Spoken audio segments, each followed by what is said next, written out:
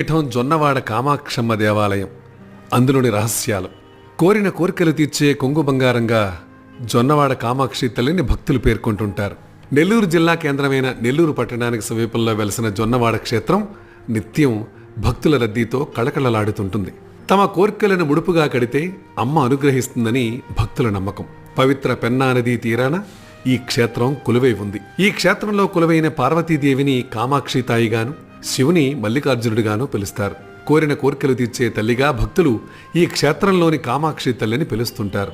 ముఖ్యంగా పిల్లలు లేనివారు ఈ క్షేత్రంలోని కామాక్షి తల్లిని సేవిస్తే తప్పక పిల్లలు పుడతారని భక్తుల విశ్వాసం. ఇందుకోసం ఈ ఆలయంలో ఇచ్చే కొడి ముద్దలను స్వీకరించడానికి పిల్లలు లేని భక్తులు బారులు తీరుతుంటారు. కామాక్షి తల్లికి జరిపే బ్రహ్మోత్సవాల సందర్భంగా ధ్వజారోహణ నిర్వహించే సమయంలో బియ్యం పెసరపప్పుతో చేసిన ప్రసాదాన్ని అందరి దేవతలకు నివేదించిన తర్వాత ఆ ప్రసాదాన్ని భక్తులకు